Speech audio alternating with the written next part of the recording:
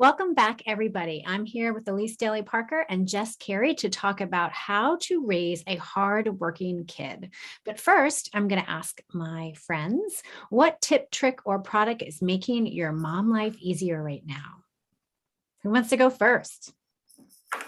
I will go first because I am loving using my do not disturb on my iPhone right now.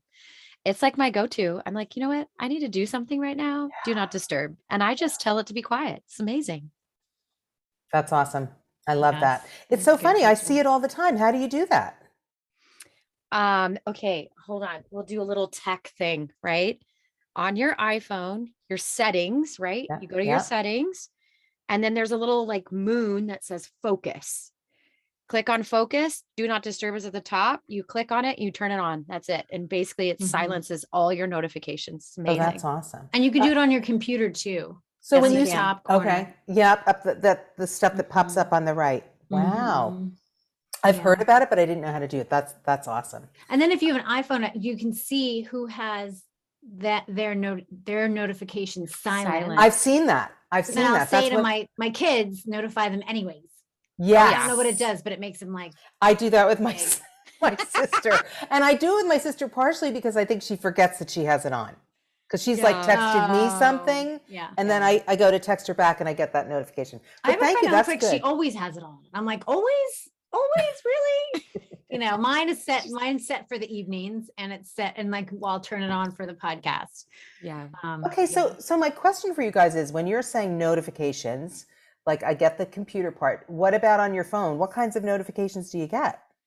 Oh, I get way more on my Texts. phone. Yeah. Yeah. Texts. Messages, pings from Instagram, Yeah. the latest news reel I that get the news decides stuff to more. pop in. Yeah. Okay. I All just right. don't I'm want to gonna do hear that. any of it, especially Yeah. right now. I'm like, no, silence. I know. Yeah. I have a couple apps that I have notifications for, not a lot. I've mostly turned them off. I've read somewhere productivity tip, Yeah. turn them off, and so Makes sense.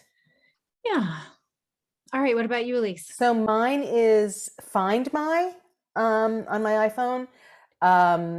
One of my daughters recently moved, and I she's not not married or anything, so I'm being careful because I'm like, I don't want anybody following her, but I know where she is now, and she knows that I have adult children.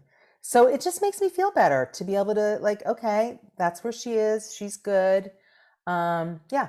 So I never used anything like that. I know you guys have more of that tracker stuff with your kids, which didn't even exist. So this is helpful to me. I like it. Well, I recently had my mother-in-law turn hers on for us, and then my Good mom, idea. and then vice versa. Yes. Just because, from the standpoint of like, we need to know where they are, and they might need to know where we are. And yeah. And it's a simple thing, and it's not invasive at all. So yeah, I like that. That's giving me some peace. No, I joke around, like the first 2 weeks my daughter was at campus, at college, I would check. Then I'm like, stop, rookie mistake. Like, don't check 10 o'clock on a Friday night to see your daughter's on like fraternity row. Like, just why are you looking and seeing that? You don't need to know where she is. So I don't really track her. I will go in and see if she's in class, and then I won't call her. Yeah. That's really the only reason I use it for. Yeah. So that I know what she's doing, and I'm not going to bother her while she's at the library or whatever. Yeah. Yeah. That's good. Yeah. So I'm going to go along with you guys with tech. And so this is something I've been using for a long time. So it's not necessarily like a new thing, but just syncing up iCalendar and giving everybody their own color. And so when we do, family meetings, or when I add things to the calendar, I know exactly whose it is. And I've taught my kids, so my kids are old enough that I can drop them off at the orthodontist, and then they have made their appointment before they leave, and I pick them up. And so I say, make sure that goes in the calendar. And I want you to pick make sure you pull your drop down, and they do it like when they get their lacrosse schedule, or they have a meeting after school that I need to be aware of. I have them put it in their calendar so that it syncs with mine, and I know exactly where everybody has to be. Yeah, that's awesome. Instead of you running the whole thing. Yeah. That's great. And Kimberly, each of your kids has like their own like color or whatever on your calendar. Yeah. That's what I did that too. My kids are just a tiny bit young, I think. So, I mean, they have their own email, they Mm-hmm. can, do that, but it's kind of like I have to prompt them, say, I need you to add all your things to your calendar so that I know, when I'm supposed to be chauffeuring you somewhere, Right, basically. Yeah. right. But Yeah. if you do that now, when they get older, they will do it. It's one of Yeah, those it's things where you true. develop the Yeah. habit now, and they might not do it perfectly, but eventually they'll have it. Yeah. They'll be doing it. Yeah. And most of these sports calendars, like if you sign up with a club team or even the school team, there's like sites that you go to that you click on something and it'll upload their entire schedule to Wow, your iCal so that you don't have to, manually. I mean, amazing. I had the days when you get the printout and Yes, then you'd have to manually like that's for upload sure. it. And so we don't, I'm teaching Yeah, them how to do that and to simplify and to, Yeah. My good sister skills. still has like a whiteboard in her kitchen and she writes everything yeah, down for the family. Yeah, But I think that's also because she has littles and there's like a lot of people. Her son is 16, but then she has, littles. And so it's kind of like everybody yeah, knows where everybody's supposed to be. yeah, I mean, yeah, honestly, it's it. I suppose it will change, but I had a big giant calendar with color coding, and I loved it. yeah, And I'm not sure I would. I probably would still do that because it's my um, that's just where I come from. I yeah. like things in front of me. Yeah. And I Yeah. still have like an analog, right, calendar where I write everything out, even though it's on my computer week by Yeah. week. The only reason I don't have a big calendar is anymore is because when we did our renovation to our kitchen and we did a little addition or a big addition, I didn't have any place to put it. That made sense. That didn't like Yeah. ruin Yeah. Your Right. like, aesthetic. yeah, right. Like before I Yes. had a little nook and we Exactly. created a Yes. charging station, but the calendar Yeah. doesn't quite fit like I thought it would. And so I'm like, all right, there goes the calendar. Yeah, and I remember when we redid our kitchen, we had the nook and we built a whole gigantic framed bulletin board. Oh So yeah. that's where it would Mm. So go. like a command Mhm. station. Yeah, Yeah. exactly. Every home needs that. You know what? That could I be needed like a it. side topic. How Totally. to build central command in your home. Yes, Yes. Yes. absolutely. We can do Absolutely. that Future one. episode, folks. That's Yeah. what Yes. coming soon. Okay. I Yeah. will not be on that call. That is not my forte. It's well, I know it's Kimberly's. Yeah, And totally. I succeeded in a few areas. But probably adopted it a little late. Yeah. That's all right. That's all right. Elise, I have to notice, are those vision boards behind you? They are. Those are my vision Yeesh. boards. Those Yes. are crazy town. These are three older ones. Wowee. I love And it. this is my most recent one because my word of the year is free. Can you see Oh, it? I can't see the word, but I noticed it. But oh, there I Yeah. can. Now I can. Yeah. Awesome. Yeah, come And on, Elise. Awesome. Free. Love it. yeah, so, that is definitely one of the ways I'm coaching these days and I'm loving it. I just love it. It's great. That's great. Mhm. All right. So today I want to talk about getting our kids to be hardworking. So I definitely I have older children, which we've talked about before, and I'm seeing certain things in them, and I'm wondering, like, how it came to be that they have certain traits that they have. And this Mm. is one of them. Why is he more motivated sometimes than say one of my daughters? Or Mm. why, one of my prayers and moms and prayer has always been like, light a fire under their booty. Like, can you Dear get them Jesus. to take initiative? Can you get them to take ownership? Can you get Yeah. them to want to work? And so Hey, that's a good prayer. Every mom listening right now is like, yes and amen. Yes. and I do think prayer works. I think it's Yep. very powerful, but I also think that there's things that we do in our home that either create a culture of hardworking, work ethic, taking initiative, or we have a culture in our home that undermines that. And Yeah. so in today's episode, in light of looking for what works, I've identified what doesn't work or what prevents You're that. like, what works? Well, I know what doesn't work. Let's talk about that. Let's talk about that. And All right, while we're forget it. talking Not what about works, that, what doesn't work. while we're talking about that, let's talk about the flip of it and what it might look like. Because I do think that if we flip it and we consider what it is that we want to create, we can figure out, like we can work backwards and figure Yeah. out what can get us there. Yeah, true. So yeah. Let's reverse engineer this hardworking motivation thing. Yes. Okay. Awesome. I think we're going to hear out lots of, Well, it's when I true. was It's a kind of kid- like, it's a lot of what I think you do, Kimberly, with Build Your Best Family. It's like, you want to know what the end goal is, because if you Yeah. don't, you can't get to it. And again, that's something that I've been very clear about recently with my work too. It's like, yeah. Mhm. you know, the vision thing is all about knowing what it is you want. Call it what you want, vision, goals, Mhm. dreams, Mhm. plans. You have to know what you're shooting for. I love that quote. If you aim for nothing, you'll hit it every time. Oh, Mm. yeah. Come on, Right? Elise. I mean, it's such a I've good heard that one. before, but I love it. It is a good one. I love it. Yeah. So, Mhm. Yeah. All right.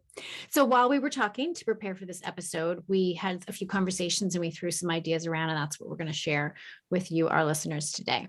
So I'm going to start us off with the first one. One of the things I think is undermines and prevents us from having hardworking kids is the tech culture we live in. Mhm. And so as we go over these, ladies, at any point, jump in and give your feedback on these. But something I know from years of talking with experts on my podcast, and I think most people know this by now, is that these phones and these devices that we have, they create dope. They cause us to release dopamine. And dopamine what it does is it increases us or inspires us to take action to meet our needs and desires. And often this is associated with cravings, with gambling, with addiction. And it's what drives us to search for that gratification, right? And these examples are very negative that I just gave, but it is what causes us to get off the couch, out of the house, take risks, treasure hunt, seek for the good. But our kids and us, because like we're all using these devices, we're getting that high and that fill from these devices. Like we're literally getting dumbed down. And I think our kids, what I've seen with my kids is that they become accustomed to getting that dopamine hit on their phone instead of going out and exploring and climbing on trees and taking risks and looking to do something besides just nothing. except What do you think? except manufacture dopamine by being pinged all day long, right? Yeah. Yeah. Yeah, that's a tough one. I mean, I certainly think we are all dealing with that level of distraction, right? But we just talked about that, how we've got to monitor ourselves because otherwise we're going to be constantly interrupted. So it's no different for our children, and in fact, even more so because their minds are less formed. I mean, when you think about that, it really is a travesty. I hate to say it, but it is. It's like they're being robbed of their, oh my gosh, their very minds, their thinking. Yeah. It's being taken over by this manic stuff. Mm-hmm. So, I mean, honestly, guys, you are dealing with it so much more than I did. So what are you doing about it? I mean, I know, Kimberly, we've talked a little bit about some of the ways you've monitored your kids. Jess, we've talked about some of that too, in separate conversations. So like, what do you do to curtail that? And Kimberly, I guess your theory is that this is taking away from their desire to actually work and the rewards of work, which I'm sure there's dopamine involved in working and doing a good job as well. So, I mean, what I don't honestly. Just besides, go ahead. Besides some of the things that you've talked about in the past to help you monitor, what are you doing about tech and usage? Well, I mean, other than what I've already shared, not a whole lot, but I do have some friends that they're able to literally shut off the device and the entire Wi-Fi to the house remotely.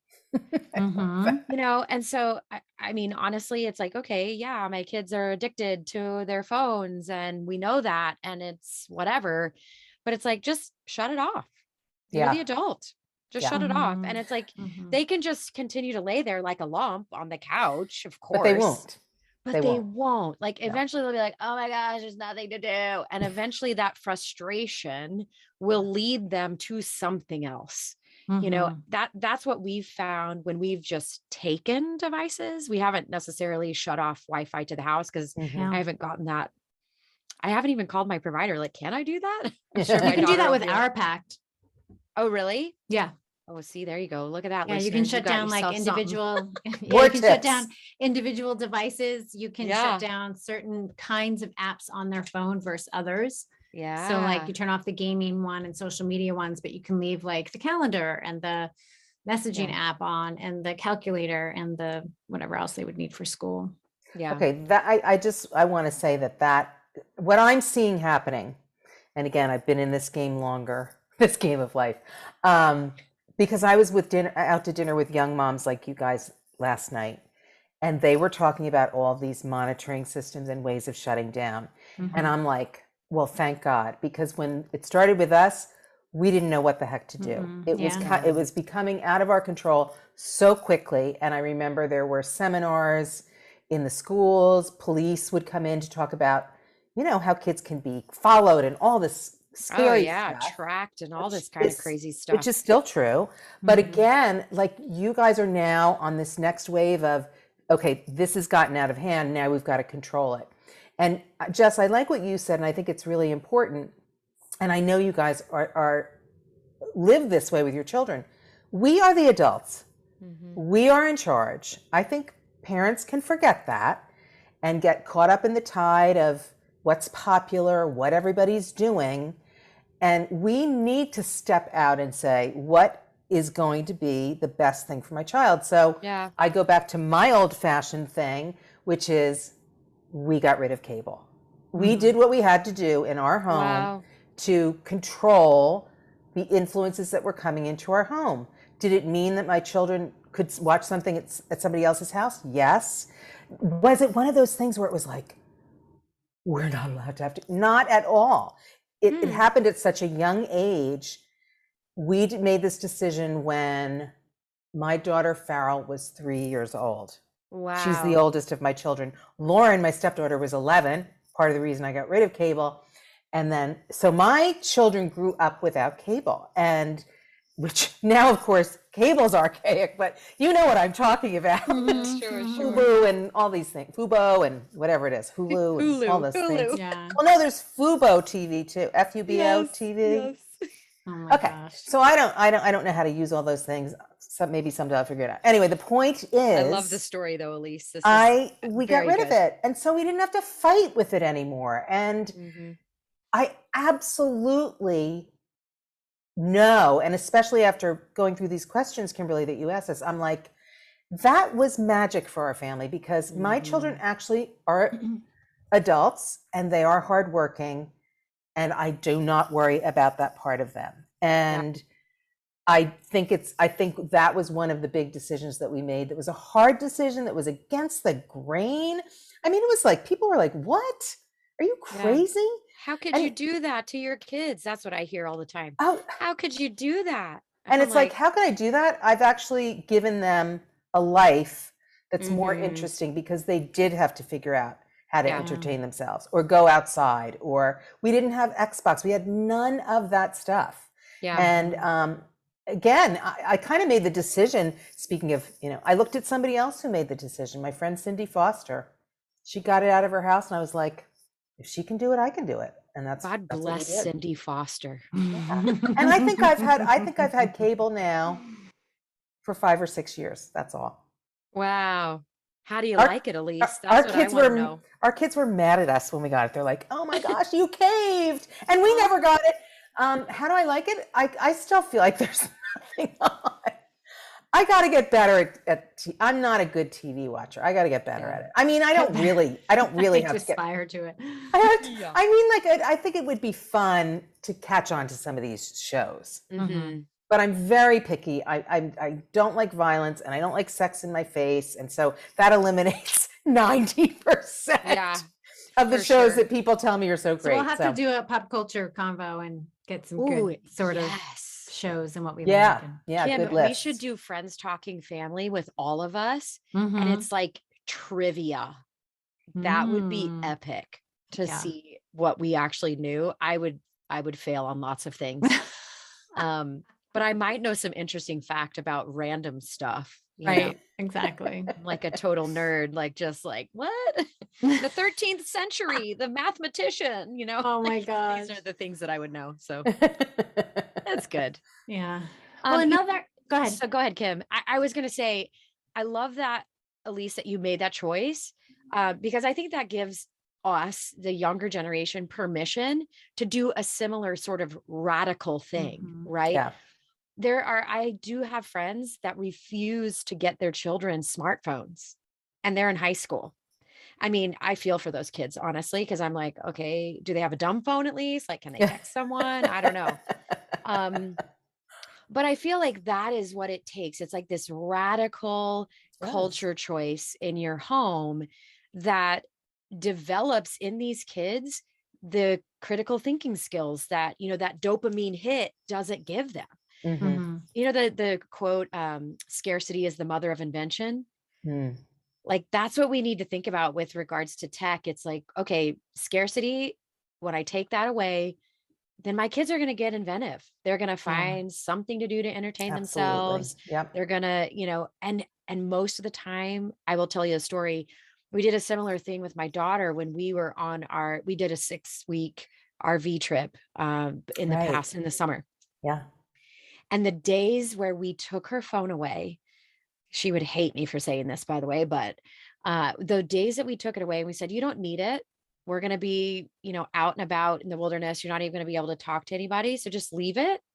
Were our best days. Yeah. Mm-hmm. They were the days where she wasn't like constantly asking, what are my friends are doing? Like, I need to send a picture. Ooh, look at me, selfie on the hilltop, Yeah. whatever. Yeah. Yes. And Yeah. she just enjoyed, and she had a Yes. conversation with us, and she laughed, and she was way more agreeable. So any mamas that are out there and you're dealing with like the volatility of raising teenagers, do something radical, take their phone away, not in an aggressive way. Like, I think sometimes we do Right. that as a Right. punishment. Yep.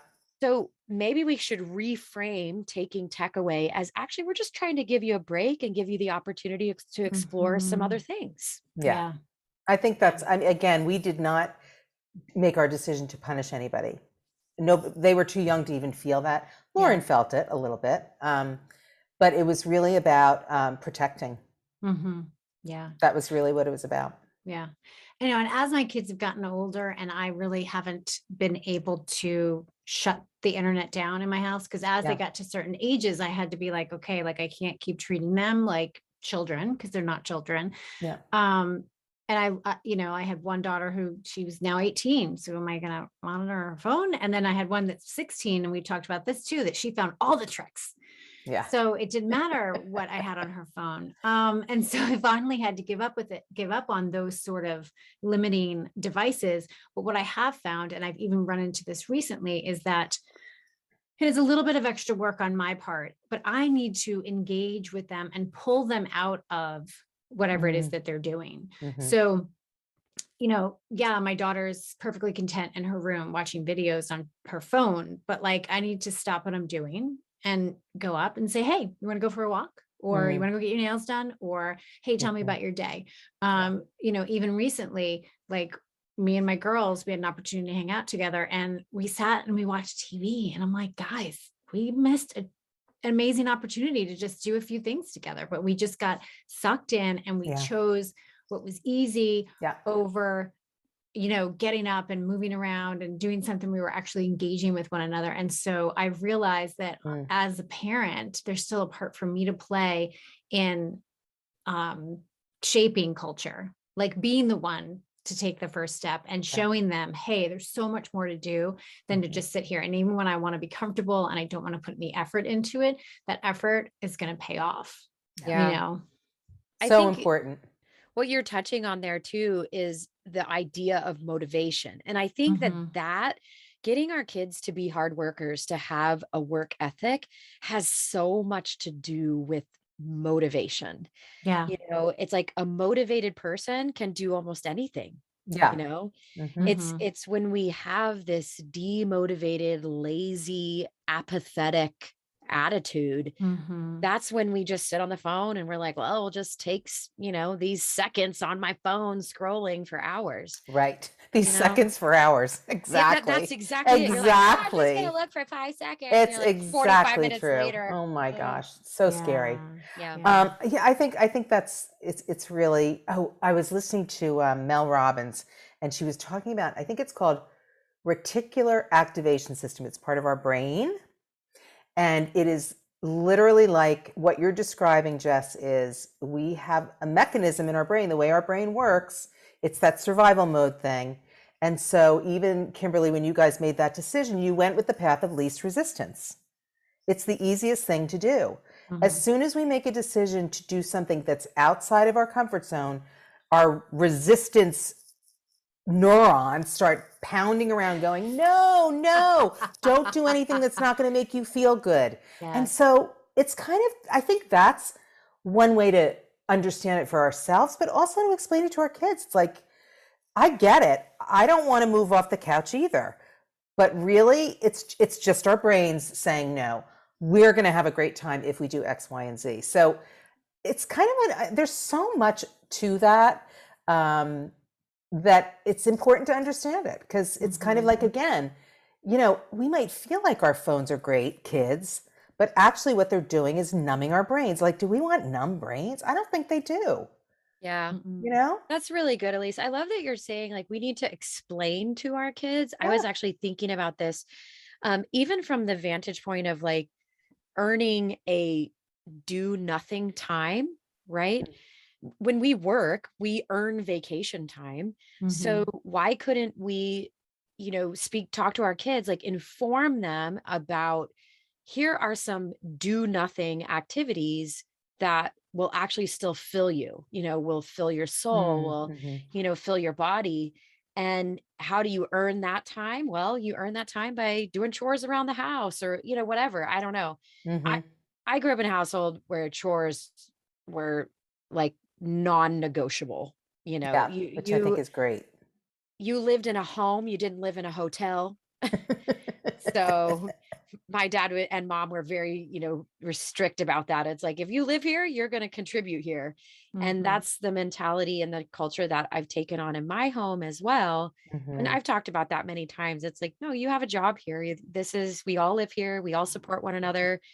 And I think that carries over my children, and this is feedback that I've gotten from other parents and like their leaders and stuff at youth group and church and things like that. Your kids are so helpful. Mm. And, I'm not there overseeing it, telling them like, go pick that up, go do this. Mhm. They're just But you seeing it. probably have been. Well, you in the know, back of their head, they're like, in your own Mom is home, saying, you probably taught them that. well, for sure. It's like, Yeah. hey, don't you see that the trash is overflowing? Can you Mhm. Mhm. take that out to the curb? That would be great. Yeah. Mm-hmm. Yes. Mm-hmm. But I think that's modeling work, right? Kim, you Yeah. were you were talking about modeling, and I would love to hear what you have to say about how we can in our homes model solid work ethic that then sort of translates. Yeah. Well, we can talk about that. I'm going to go back to what you said about motivation because I think they work hand in hand. So this idea of motivating our children to do work, it is much different than manipulating them into doing Mm-hmm. work. Mm-hmm. And so I did do a blog post a while back that I can link to. And honestly, it was a podcast that I listened to from Craig Rochelle, and he talked about the difference between manipulation and motivation. And you I can think that's hand great. out candy and promises to make your team, your employees, your children do work, or you can inspire them and motivate them and Mm. encourage them and reward them and make them feel like they're a part of a team. Yes, we want to stay on top of them because we are training them and we're going to walk them through again and again and again what they need to do. But if it becomes something where it's nagging and manipulative and we're being passive aggressive, trying to shame them or get them to pitch in or do more or be more, we're not going to have kids that are going to work hard for the sake of working hard Right. and they're never going to work and get a fulfillment from their work. They're never going to work and see their goals met. They're not going to put their mind and hands and time to something and succeed in it, they're not going to get that dopamine hit if they're always being manipulated and they think that they need to be doing it from a place of like, if I don't do this, I'm going to get in big trouble. Or if I don't do this, whatever. Yeah, like the punishment kind of way of presenting it. It's like, you're not being punished when you have to take the garbage out. This is just what we do. This is how we work together. There's lots of things to do. That's your part for today, Yeah. Okay, full disclosure. I am the shame I'm a name of mama when it comes to chores. So please forgive me, all listeners. I don't get it right. I'm sure we've all done it. Yeah, but the truth is that we actually really champion our kids when they make choices on their own. So, it's That's like great. when we're not having to drive and motivate them and they just decide to do it.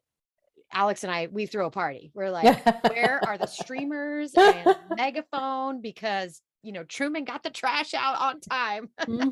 But that's great. That's a perfect example of motivating instead of manipulating. It's like, we're going to celebrate you because you took initiative and you did the thing. I think that it's responsibility, it's initiative, it's all good stuff. I just want to say it's hard. Okay. Yeah, It is not easy. No, it's easier not to do it, easier to do it yourself. Absolutely. Yeah. So I want to ask, in your homes, so my husband and I both, we could probably in our different spheres be called workaholics. So our children are always seeing us do and, build and grow. And even though I don't work outside the home, I'm always working in some capacity. So I would like to know, like, how can we model a better balance? I don't think, like I'm saying, I don't think I'm very good at it. So there is a balance of rest and work. How do we do both, but still, like you said, inspire our kids to have a strong work ethic? Yeah, well, I think so there's a difference between resting and getting the filling up that we need. And then there's the doing nothing for the sake of doing nothing, going back to the tech thing where it's like, you work hard all week. And did you really mean to watch 12 episodes on Netflix of that show that is only mediocre anyways? So very mediocre at best. Yeah, exactly. You're like, did I just watch a whole season of that show? Because I don't even, I love that. Your most mediocre Netflix binge that you've ever watched. That when you finished your 12 hours, you were like, I was robbed. I know. And you're like, oh, and I've heard it equated to, I think like eating tons of junk food. Right? Like you think you want it and you eat all that you want of it. And then you feel sick to your stomach afterwards. And so that's this. And then as opposed to eating something that's really healthy for you that you enjoy, then you feel full, but you don't feel like a slug. Sick. Yeah. So, that's kind of the difference between rest and, just doing nothing. I think sharing with our kids too, like, our goals, like why we're working, what we are trying to achieve with the time that we have, helps them start to formulate in their own minds, like what they want to start to accomplish. My kids don't want to do their homework. It's like, okay, for real. I didn't want to do my homework when I was growing up either, but the end goal, and we try to help craft a vision for that. It's like, nobody likes to learn how to do algebra. It just is not fun. But what algebra will do for you is develop in you some critical thinking skills. It'll help you take some unknown elements and go searching for those in a certain way. So it actually trains your brain to think a little bit differently. That's why you're learning algebra. Now, don't you want to be able to, when you're an adult, if you've got two sides of the equation, you've got two variables and you don't know what the other one is, don't you want to have a strategy to go find that? And then Just they're you've kind of just like, answered the age-old question of why do I need to take this math class if I'll never use math again? Right. you're welcome. Thank you. You're welcome, world. Yes, you guys, everybody took algebra for this reason. You're so welcome. Yeah, no, but I think it's like, Elise, you have adult children that are motivated and that are working in the world. And I love that we kind of shared before this that they're working in non-traditional Very sort much of so. roles. I mean, not all of them, but yes. Yeah. They're entrepreneurial, very Mm. entrepreneurial, because that's what they saw. But that's what I want you to talk about, because I think that's important that, just having someone who will go to a 9 to 5, whatever, which we need those people too, please, Of like, hear me course. out. Of We course. need all the different varieties, but in our homes, let's rip the box open and say, okay, how do we get our kids to be motivated to work regardless of what it looks like? Yeah. So Elise, over Well, we to were you. saying we're using some good sayings tonight, and one of them is, what is it? Necessity is the mother of invention. So, I mean, honestly, the way we worked came out of necessity. Um, I, first of all, I always worked. Now, I never thought I would be a mother, a working mother. Funny enough, I worked for Working Mother magazine, but I just didn't, I couldn't wait to have my children and be home and just like make that what my life was. But it didn't work out that way at all. Partially because I actually wanted to do more, which again was big surprise to me. So I did freelance work with the company that I'd worked for years, HBO. Then I became a childbirth educator. Then I was state coordinator of Moms in Prayer. And then I went back to editing. Like, that's my track. I never didn't work. Did I set out to model that? Not at all. Was I like a champion for working moms? I wasn't. Again, I thought my greatest desire was just to be home with them. And I found there are things I can do that are flexible, that really fill me up and make me give me something that I have in addition to raising my family and taking care of my home that I love. And so I think that modeled something I didn't even mean to model. Meantime, my husband did work in very much of a 9 to 5 job in a big 8 accounting firm. I think there's 3 now, but there were big 8 back in the day. And he was a marketing director. And oh, well, he got hit by a car and had traumatic brain injury. So he lost his full-time 9 to 5 job. Now Mhm. what? Well, my husband, because of the way he's made, he was like the thing he wanted to do. He went back to work. It didn't work out. It's a work Mhm. trial thing. But the thing that he wanted to do most was work again. Wow. So he did he did things, crazy jobs, not really crazy, but they were teaching jobs, and he would drive places and he would get lost. And it was a very scary time. But My but goodness. that desire to work hard was in my husband, and my children certainly saw it in whatever way. We did not set out to teach it. We did not, we did not even Mhm. think about it. We did things that were necessary to do for him. Working was everything to him. Now he didn't have Wow. his job and really felt terrible about not being able to go back to his job. So he was determined to find something else. And that's when he got back into teaching. And that's what he still does today. So, Wow. and out of that came, honestly miraculous things. So, he teaches creative thinking now. He loves it. And he is an amazing creative thinking teacher. And he also works with seniors and does some of that too. My kids have seen this whole thing. Right. You know what I mean? They don't miss a trick. Right. So they've watched this in their own unconscious, subconscious ways. And really, again, when Kimberly, when you first said we were going to talk about this, I literally was like, I'm not sure what I'm going to talk about, because I have these older children, 27 to 44. They're all working. They're all independent, etc. Yeah. I'm not sure how that happened. But then when I Yeah. thought about it, I realized we really modeled it without intending to. Yeah. I do want to say, Jess, I definitely had that workaholic part of me. And I do, we were talking about what we pass on to our kids. I do think I passed on, particularly to my oldest, my 33-year-old, because I learned as I went, Yeah. she's the one who has that feeling of never enough. And Ooh, I yeah. should be not that she's not enough, No, I but understand what you're but saying. that Yeah. she's never doing enough. And if Right. she's doing this, maybe she should be doing that instead, which again comes with flexible work. She has her own Yeah. tax prep business, but which is very Yeah. flexible, but very concentrated. Sure. So again, like, I passed on some of the stuff that was not helpful and that she's had to work on not doing. But again, but oh well. Yeah. I mean, I'm sorry. So I wanted to ask you, Kim, because Elise brought up something like, she has this, they both loved to work. Yeah.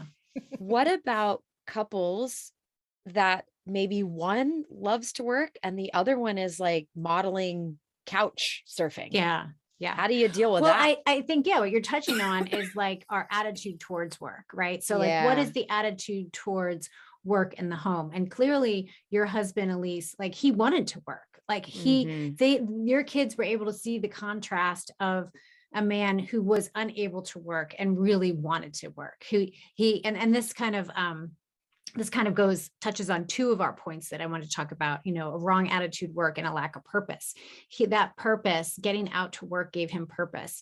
And so, growing up, work to me was just part of what you did. Right. So, and I'm talking about like whether it was a job. So there's like your attitude towards your job. So what attitude are you bringing home? Are you always coming home and complaining about the work you do outside the home? Right. Wow, that's So so good. there's that attitude. So if the only thing you do when you come home every night from work is vent about work, even though you think you're just venting to your wife, your kids hear you. I mean, even your wife hears you and she's like, all right, like, all right already. Yeah, right.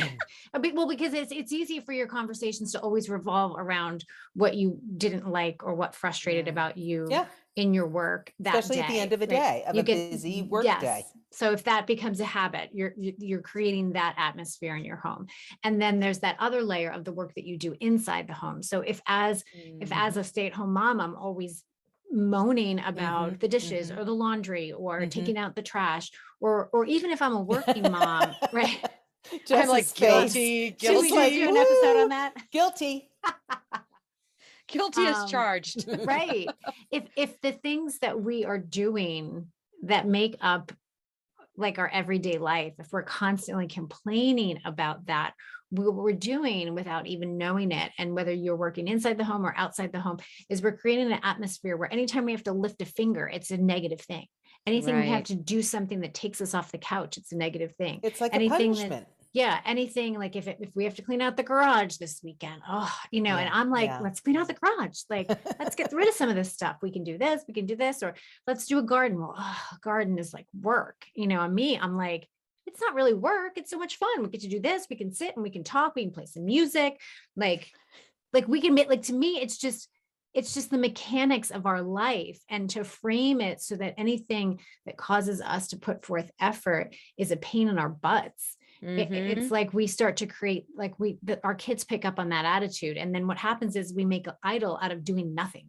And everything we do is so that we can get to that time of day where we can just do nothing. Yeah. I can just relax. Yeah. Right. Yeah, that's tough. And then our weekends become like, well, I work all week, but why do I have to do? And you're like, you're framing it in a negative way. And that's not the goal, like, is to not do work. You know what I mean? Like, and it can become very easily our goal. So I think there's a lot there. That's a lot to unpack. That's almost a whole episode. That's a bunch of coaching sessions. Like, are you doing work you love? Yeah. What are the lies that you believe about work? Yes. What can you change and do differently? Yes. What do you want your kids to believe about work, and how can you model that? I mean, that's a whole nother thing, but our attitude really does trickle down to our kids. And so if you have a spouse that has a different attitude than you, now what are you going to do? Like, are you going to be the thermostat, or are you going to be the thermometer? Are you going to bring your joy of work, into your home, or are you going to let, like, the one that's on the couch? Are you gonna let Johnny Downer over there? You're like, nope, sorry. Yeah, I love that you're touching on too this like attitude of gratitude, that is we all know, like thankful people are happy people. Mm-hmm. Yeah. Thankful people are successful people. Mm-hmm. And so if we can frame our work as opportunities, growth opportunities, Mm-hmm. learning opportunities, Mm-hmm. success opportunities, like all the things, then I think our kids start to get this idea like, oh, when I do these things, then I'm going to have a fuller life. I'm going to have Mm-hmm. I'm going to have more chances to explore and see the world and all that kind of thing. My husband had a job where he traveled 250,000 miles a year.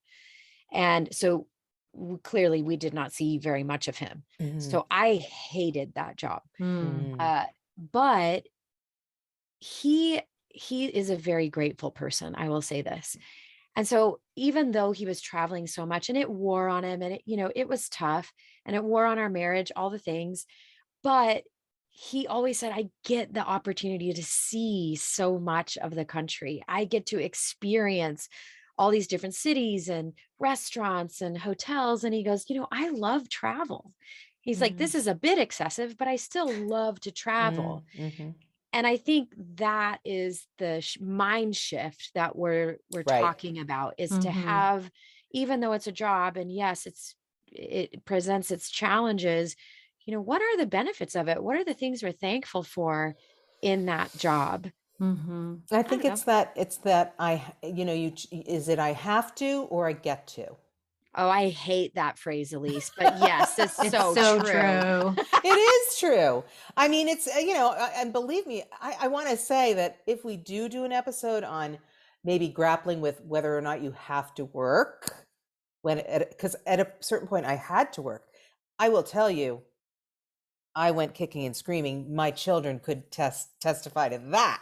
So I don't want to paint too glossy a picture here, but it is Mm-hmm. true. Again, the mind. I mean, I'm so fascinated by all this neuroscience stuff that, of course, has been true forever, and it's mind captive to Christ kind of stuff. It really is. It's biblically based, but it's like it's being, as you said, thankful. I mean, Mm-hmm. really, I was able to get a job that I could work out of my home. This is way before remote work. The first job I got after being out of work for many years, although, as I said, I did something all along, but when it was time to go from moms in prayer to a paid, legit job, this editing job landed in my lap. Did it make me happy that I had to work now? No, it did not.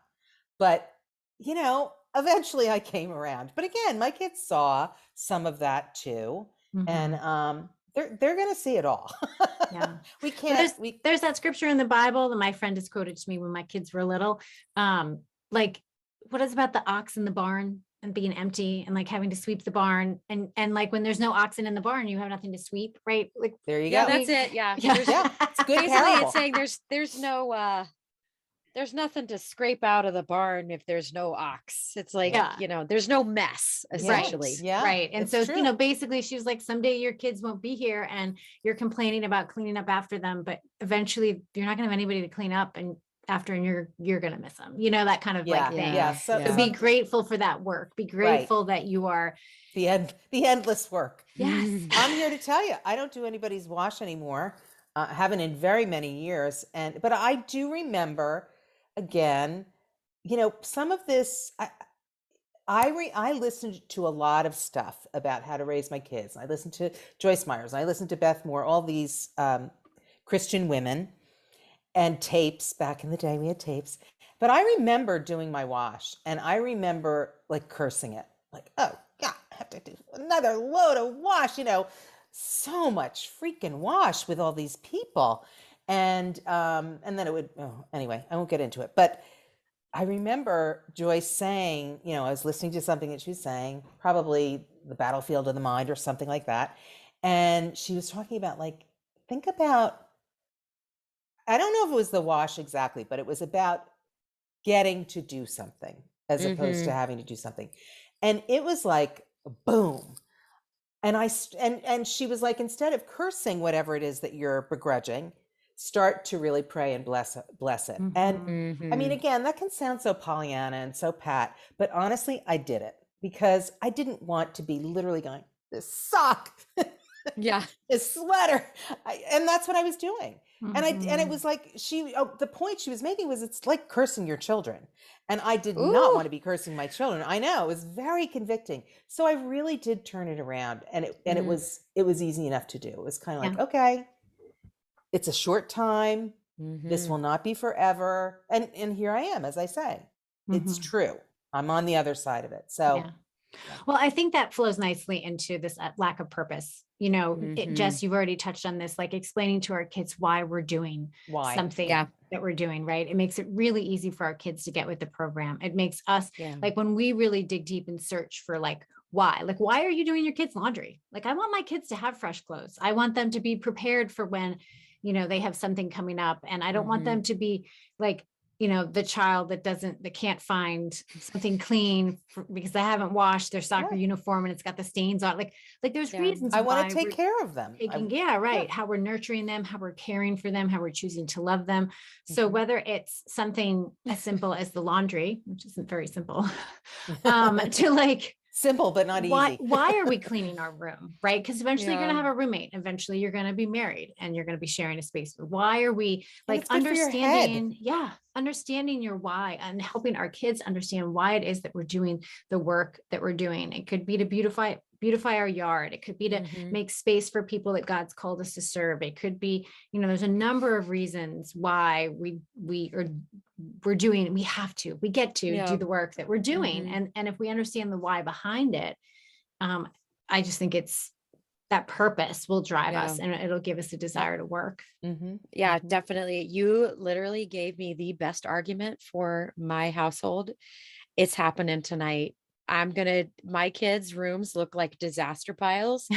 And I'm going to go in there and I'll be like, there's a difference between your daddy and mommy, right? You see all this. I'm going to take them into my room and I say, you see all those things? Yeah. Those are not mom's. Should I have to pick that up? No, I shouldn't. So I'm going to teach you to pick up after yourself so that you won't have to do that. And your spouse, God bless them, will not have to do it for you. Yeah. Praise them. I think we might have fireworks tonight, but it's a very Oh good my point that you're gosh. making that, Yeah. we're trying to build like purpose-driven, Yeah. thoughtful human beings. Mm-hmm. Yes. Think about Yes. someone other than yourself. If you want to live like a slob for the rest of your life, go for it. Like, I don't think there's going to be like the, apartment cleaning police coming to your house if you live by yourself. Yeah. But, you will have to deal with insect infestation if you never do your dishes and you eat everywhere. Like you just will. Yes. That's it. Yes. Yeah. Yes. That's like, we tell our kids all the time, like, if you're not going to eat in the kitchen, then you are personally responsible for the exterminator bill. That's a good one. And then they're kind of like, huh, what? Like, what's that? What are you talking about? Yeah. Yeah. Well, my thing is I don't want my kids to be the roommate that everyone's annoyed with because they can't Yes. take care of their stuff or they're messy. I just, like I am a big believer, like keep a tidy room. And I had, oh my gosh, Laura Hernandez came on my podcast and she was talking about, she's all about systems and family systems. And she has a bunch of activities that are called roommate responsibilities. Like these are things that you're going to need when you have a roommate. And they're important. Like, and when you frame them like that, you're like, ooh, they are important. All of a sudden, these things that kind of like, you think you can just whatever, forget about, and it's not a big deal. And they're only kids. Well, you know what? They're not going to be always kids. And if they Yeah. can't get certain things correct, then they're going to be disrespecting people that they eventually live with. Yeah. I do have go ahead. Sorry, Elise. Well, that's had to fall. That I will say that's an area where I remember it so well. Like I was so tired of the battle,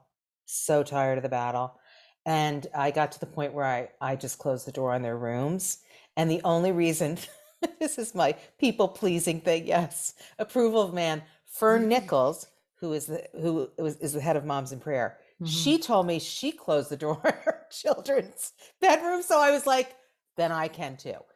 And I honestly, Kimberly, I feel badly for their roommates, whoever they were, and they're done now. I will say, I know for sure that Amelia, my youngest, who was definitely had things all over the place, lives in a beautiful apartment in New York. And I was very excited to go into her room and see it's so organized and she's got shelves and blah, blah. Yeah, she's put in her own sink. So, thank God is all I can say. Yeah. I mean, Because I I'm worked sure it was hard on hard. that skill though. It's something like my why was I had a big motivation for why, because I was the one who had a roommate who was like, you can't That's live good. this way. Like, I mean, I was kind of neat. Like I had chores growing up, but she was like, you've got to make your bed every day. Like, I don't want to be in this room, like with your mess, like Really? essentially. And I loved her. I loved living with her. And I was kind of like, oh, like there was things that I just wasn't taught. I can even remember my first girl I lived with outside of college. Like my parents would eat cheese, like blocks of cheese, like cut off blocks of cheese and chips or whatever. And they Sounds would good. like put it back in the fridge. And then we would go in and whatever that hard end of the cheese, we just cut off and keep eating it. So like, I never so knew I was supposed to funny. wrap the cheese up. Oh, that's so And funny. my roommate was like, what the heck? I'm like, you just cut off the end. And she's like, no. That's great. Or So I had like to there learn, are like, people who yeah. cut a lime or a lemon or a tomato and they just put it on the plate and put it back in the fridge. But Okay, like yeah. we always wrapped everything up. So it's very interesting. But that's see, I was a absolute neatnik when I was a kid. So but I had sisters who were like wild. And I really didn't get my children, but my husband's the same way. If given a space to, which he doesn't have anymore, but he'll absolutely, it will be like a bomb went off. Yes. Oh, yeah. I don't understand that. It's so bad for my psyche. That's what it is for me. Yeah. My It's husband's my opposite. mental health. My husband is like so neat. Is he? Yeah. He? Yeah. Yeah. Yeah, see, I have more of I'm married to more of like your husband, Elise, where if that's your space, I close his door. I'm like, yeah, closed. Actually, everyone's doors are closed except for mine in my house right now. In fact, yeah, I get that. I get that. My I love that husband you had, said that though, Elise. That is a thing that you can, for your own mental health with the uncleanliness, just close the door. Like some days it's not worth the fight. Some days it is. yeah. But some days you just have to say, I'm going to pass on this. And I'm sure, by the way, I had something to do with setting that up as a power struggle. I don't doubt that. But at a certain point, I just was like, you know what? I'm not cleaning it. Yeah. One quick story before I go on to the last point. I had a roommate after college when I was unmarried, and he liked to have everything put away, nothing on the counter. He was like, nothing goes in the counter in the kitchen. Love that. You just take the appliance out when you use it and you put it back. And at one point, and nothing on the table, like growing up, everything was on the dining room table. Like if you wanted to eat there, you had to move it. The bills piled up, the laundry piled up, everything's on the table. And it was like nothing, like you clean up dinner, you wipe the table down, like it's empty, the counters are empty. I called my mom and I was complaining. I was like, oh my gosh, he is the worst to live with. I can't stand this. Why did I do this? There was me and a girl and this guy, we all lived together. She's like, wow, maybe God's preparing you for your husband. And I was like, he better not be. And now my husband, and at least you know my husband. Interesting. He is the same exact way. There's nothing on the counter. If something's out, is there a reason why this is still out? Like, I don't know what's going on here. Like, yeah. So well, your house shows evidence of your husband because it always looks clean and neat and lovely. Yeah. And mine does now too, but that's because my children don't live here anymore. Like maybe he could teach a husband coach school, like for the messy husbands in the world. And say, hey, help your wife out, You know what I find interesting is very few people are in the middle. Yeah. We really do tend to be either messies or neatniks. It's funny. I don't know why that is, but I've had to literally kill the OCD perfection neat person inside of me. Absolutely. Because I'm like, no, I would be a panicked, anxious mess. Been there. Pretty much all the time. Been there. Yeah. I mean, even to this day, I have to audibly tell my mind, Mm-hmm. you have a dog in the house. You're going to see tufts of hair places. It drives me up a wall, and I just have to tell myself, yeah, it's okay, Jess. Like, just It's carry good. on and Good get your vacuum out self-talk. like Let's next teach your week. kids to vacuum that up. Yeah, Well, I that's do, but it's like, right. if you have a dog, anybody who has a dog that sheds, and we have a golden doodle, she doesn't really shed that much, Uh-huh. but even that little bit, Yeah. it it's like it is nails on a chalkboard to me. Yeah, yeah. So I really have Mm. to, tell myself, okay, you know what? Vacuuming day is coming, You and it's get to okay. vacuum. You You get get to to. vacuum. You There get. was a time when there were Yep. no vacuums. That's right. Listen, girl, I'm not having you take the rugs up and smash them with a broom outside on a line. Yeah, So exactly. you're welcome. Yeah.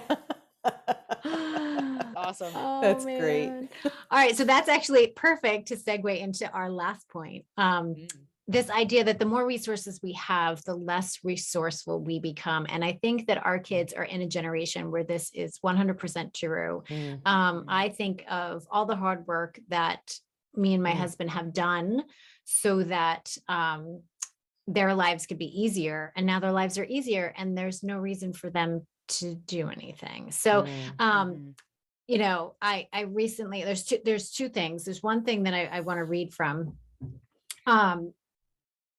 Okay. So, I got this from, I don't know how to say her, Carrie Compakis. Do we know who she is? I don't know if I'm pronouncing that right. She had this on Instagram a little while back, and this was right around the time that I first started to hear this expression that hard times create strong men create good times create soft men, and then soft men create hard times, and then you're back to Ooh. hard times create strong men.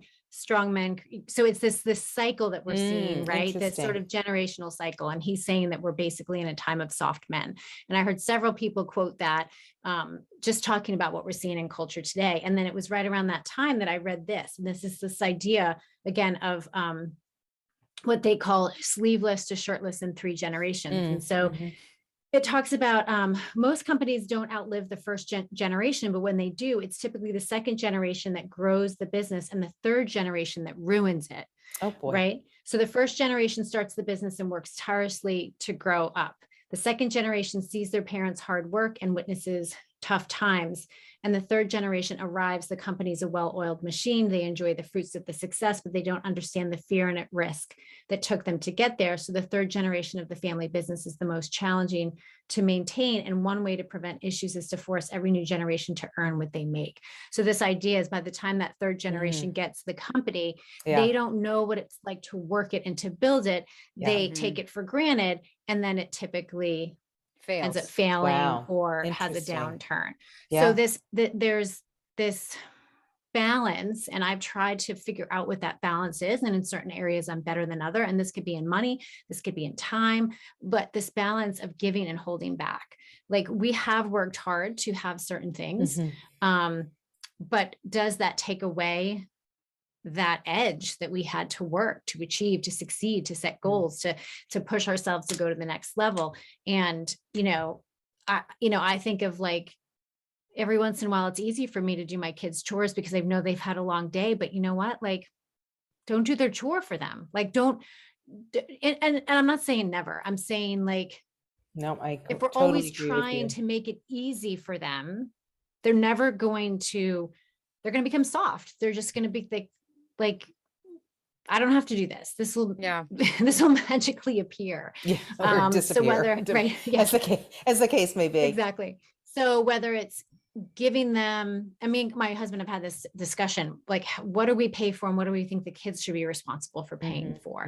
What do you think we should provide for them versus what should they be busting their butt to get money to buy if they want, right? So what is that balance of, mom and dad have worked really hard to be where we are now, but at the same time, like, you need to know what it's like to have some skin in the game.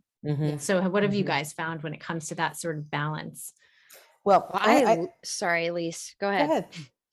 I love what you were saying about, like this easy life creates this softness in our spirit and in our motivation. It's just kind of like, you have this laissez-faire kind of attitude, like, whatever, whatever comes and goes.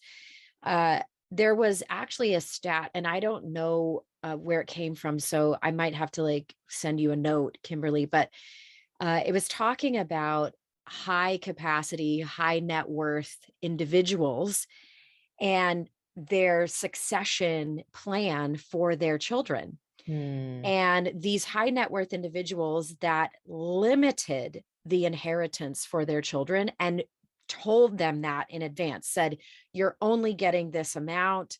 That's all you're getting. Everything else now, I'll give you seed money to basically start your own thing, to do your investments and things like that. And those children, I forget what the stat is, but it was like far more likely to be a success. Yeah. So I think that that's what you're talking about. It's limiting our enablement to Yeah. our children so that they have that flex. It's like when you go to the gym, if Mhm. the lighter the weight, the less strength you have. Mm. And with our kids, for example, we told them early on, we're not buying you a car when you turn 16 just because. We told them we will split it 50-50 up to a certain amount. And so if you save the max, then you get the max. If you save the least, then Mhm. you're going to drive a beater that may not drive. Mhm. So we kind of had that conversation. My daughter, who is super entrepreneurial, she's already saved like $1,000 toward her car. She's like, Mom, I'm getting the max. I want a nice car. you know, Yeah. my son, who is not money motivated, he has saved some, but that's not his motivation. Yeah. Yeah. And so for him, I think it will be more of the limitation of his freedom that will motivate him at that time. Mm. But I think those are the things that you just have to know your child. You have to like compel them. But your rules don't change. Like you're like, nope, this is what we said. Right. This is what we're going to stick Right. with. Right. This is how Your life Right. values. works, Yeah. Yeah. It's Yeah. kind of like, just because you don't want to work as hard for a car doesn't mean we're going to be like, okay, we'll still do the same, we'll Yeah. match Oh, it we as much got as your we did for your sister sister. like a Yeah. really expensive Yeah. car, so we're going to get you one too. Nope, that's not how it works. Yeah. Yeah. Mhm. hmm I think for us, first of all, we lived in a very affluent community and we weren't affluent. And that really helped because we couldn't give our kids some of the things that other people were giving. And I have to tell you, I did not feel badly about that at all. I had grown up in the same Mhm. community and we were affluent. This was just the way it was as we were raising our children. So people would say things to me like, well, you have to do this for your kids. And and I'd be like, no, you don't have to buy them these ridiculous designer clothes. I mean, no, my kids to this day shop in thrift stores. I didn't even do that, but they're just like reuse, recycle. They're all about that kind of stuff, truly much more than I am. I'm not even sure where that came from. But what they really wanted, I mean it, because I like to buy clothes, new clothes. Yeah. Target, TJ Maxx, definitely. But anyway, so, like things like, I mean, our kids absolutely did not get cars. And I remember if they got anything, it was like we were getting ready to get the next car and we had completely maxed out the old one. And I remember driving through town and seeing this very young but very tall person in a van. hmm And I looked at her and kind of went, oh my gosh, she's so young. And it was my daughter, because she had this old big van. I mean, what kid wants to drive a van, right? No kid, but that's Yeah. what we had, and that's Yeah. what she could drive to school. And so it's all kind of worked out well. But there was something in particular. Oh, I know. I think about this one particular situation where my daughter Farrell was going on a mission trip to Brazil. And could we have covered a good portion of it? Maybe, but we absolutely were like, this is an opportunity. If you want to go to Brazil, you got to figure out how to either make it or ask people to donate it to you. You were allowed to write letters to family members and all that kind of stuff. I have to say, those who were not Christians and weren't sending their kids off on mission trips were kind of like, I'm not paying for your kid to go to Brazil. But it was like, I didn't write the letter. This was their letter campaign. But I remember Farrell, for example, she went to this family that runs huge educational endeavors. I don't know if you know them, Kimberly, the Westons. Mm-mm. They run like, a big science program up at Montclair State University. That's where they put their money. And my daughter Farrell had been in their programs, and so she wrote a letter to them and said, would you contribute to this? And I really appreciated the answer. First of all, they were like, first, we don't traditionally give to like a religious organization. We're really about education. And she was able to argue, they asked her for more information. She wrote a letter back, or maybe even had a conversation with them and had to say, this isn't really about religion. This is actually about education, and, blah, blah, blah. Anyway, these people could have paid the entire amount, of course, but they gave her a portion because that's the way they operated as well. It's like, yeah, are we multimillionaires? Yes, but we're going to give you a portion because you're going to work for the rest of the portion in some other way. And I just feel like those kinds of things were, they taught my kids so many things. One, you have to figure this out on your own. You have to be resourceful. And two, you have to like do things that are uncomfortable, like ask somebody who you don't really know very well for something. There was just a lot of lessons within that one lesson that taught them responsibility, taught them to ask for what they need, taught them to step out of their comfort zone and speak to adults in a way they didn't like, all those kinds of things. And I think that all added up to really valuing money, valuing, Yeah. Well, they say innovation comes out of frustration. Yeah. I mean, and it's that thing going back to everything we've talked about already. Like the kids need to be bored. They need to be frustrated. They need to, that's part of some of motivation is having them just be like without resources or without the things that they need. Hard to do. Yeah. And be in a place where they boredom's the gateway drug to creativity. So, yes. Oh, I love just that. let them be bored. That's a good quote, Jess. Hey, we got a lot of good Jess. quotes. Come Yes. on, do it. Jess. But also I think about, I told you we didn't have cable. My daughter would have this good friend of hers spend the night frequently.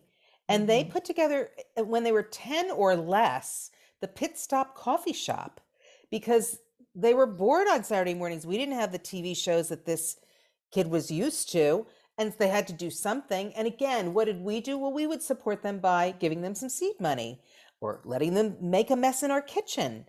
They cleaned it up, but they had to take over our little tiny kitchen in order to do this thing. And so again, I think those send messages that you may or may not mean to send, but it's kind of like, you're bored, you want to do something interesting, we'll support that. Absolutely. I love that. Yeah, that's really good. All right. I think that's a lot. I think we've given a lot of good things to think about. I'm still thinking about some of the things you've shared with me because, my kids are older, but they're still not in there. They're still working on them.